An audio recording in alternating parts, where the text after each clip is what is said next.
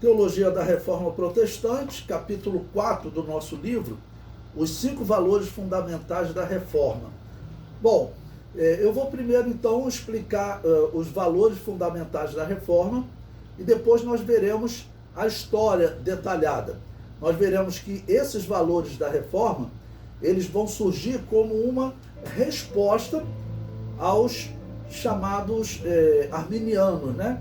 E vou aproveitar nesse ponto também para fazer uma distinção entre as igrejas evangélicas de hoje e a teologia de Armínio. Então, das crenças dos reformadores, esses principais, né, Lutero, Zwingli e Calvino, que proporam reformar a Babilônia apocalíptica, que a gente sempre diz que não tem como, né?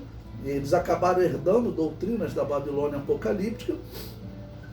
Então, nesse meio desses reformadores, alguns começaram a questionar, seja na igreja anglicana, né, na igreja presbiteriana também, né, na igreja calvinista, ok? E vão começar a discordar de alguns pontos, porque tem alguns pontos que os reformadores defendem que são de origem pagã.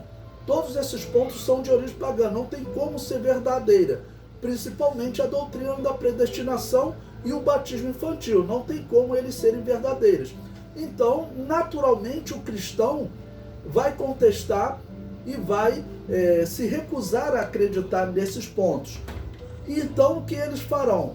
Aí eles vão ser chamados de, vamos dizer, arminianos, né?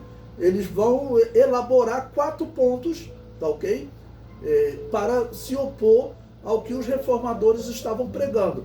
E os reformadores, eles organizam, então, esses 5 pontos. Vejamos. Os 5 valores, ou 5 solas, são os valores que os reformadores consideraram como essenciais para o rompimento com a Igreja Católica. Então, eles acreditavam o seguinte, olha, nós devemos romper com a Igreja Católica naquela e naquela doutrina, mas devemos manter essa e essa, tá ok? No entender deles, esses valores que eles vão defender aqui, eles iriam desvinculá-los totalmente da Babilônia apocalíptica. Primeiro, sola escritura, termo latino que significa somente as escrituras. Defende a Bíblia como a única regra de fé e prática do cristão. Se opunha ao ensino católico que colocava em pé de igualdade tradição apostólica e ensino papal e a Bíblia. Então, quando você olha para esse ponto, você parece, vamos dizer, que está corretíssimo o que eles estão propondo. Mas nós veremos, como já vimos, né, algumas doutrinas, que eles mantêm doutrinas que não estavam nas Escrituras, que fazia parte da tradição. Por quê? Porque era muito difícil para eles abrir mão das doutrinas de Maria.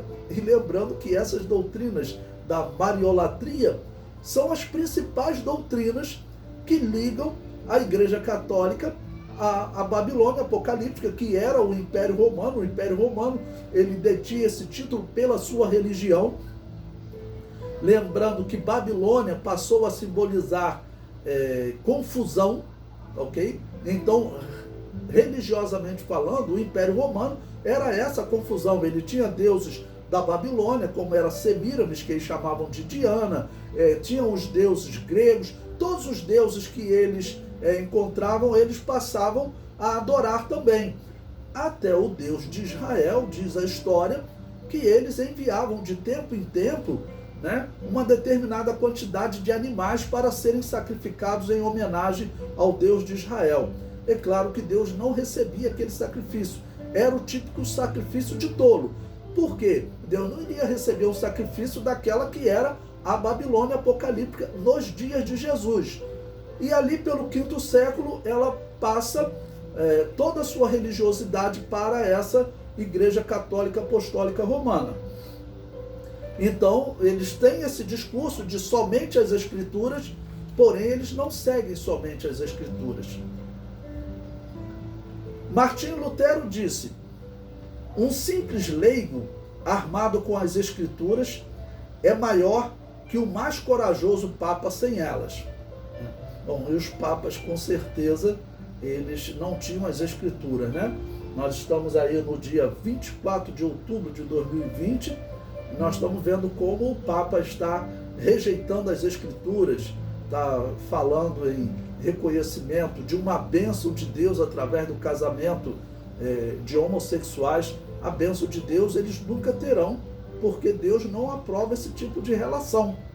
Pode ter até a bênção do Papa, porque essa bênção ela não vale nada, ok? O Papa, ele na verdade nunca esteve com as escrituras nele. Se tivesse com as escrituras nele, não teriam matado como mataram, não teriam proclamado tantas heresias como proclamaram.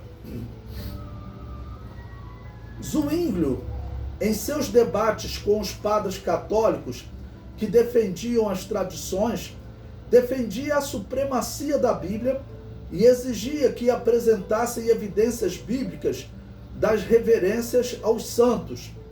Conforme George, em seu livro Teologia dos Reformadores, na página 117 e 118, ele diz: os bispos e sacerdotes, os coronéis, como Zwinglio os chamava, tentam afastar as escrituras do povo comum, alegando que apenas eles tinham direito de expô-las, como se os outros cristãos não tivessem nada a ver com o Espírito de Deus ou com a sua palavra.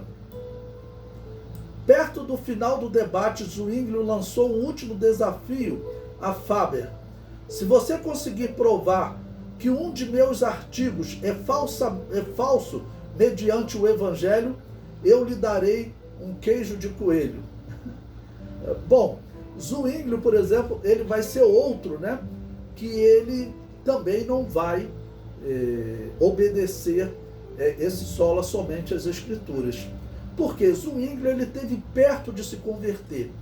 Porque Zwinglio, ele debateu muito com os anabatistas, conviveu com os anabatistas, e diz a história que ele esteve já aceitando, né, a rejeição do batismo infantil.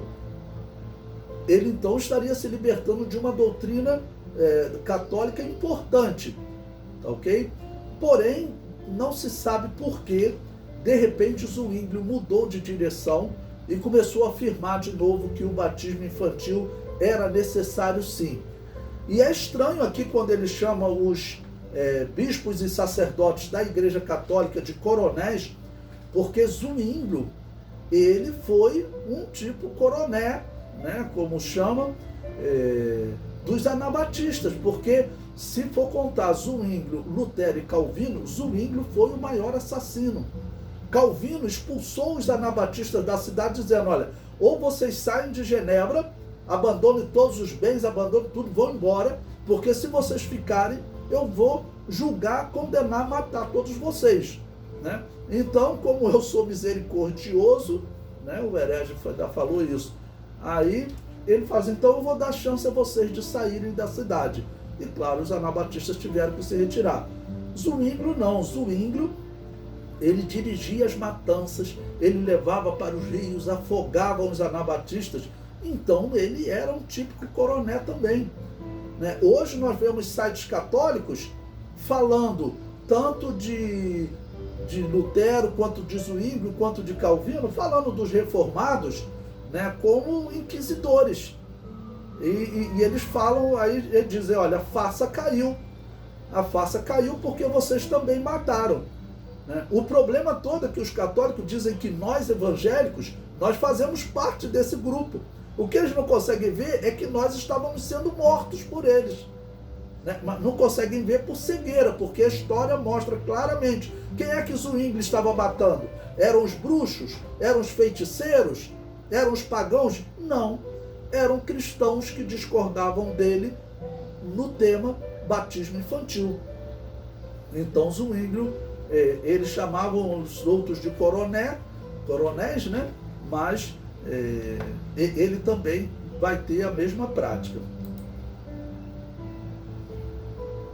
A Igreja Católica havia rebaixado as Escrituras quando a equiparou a um ensino humano e às tradições humanas. Os reformadores defenderam a autoridade única da Bíblia Sagrada para estabelecer a doutrina.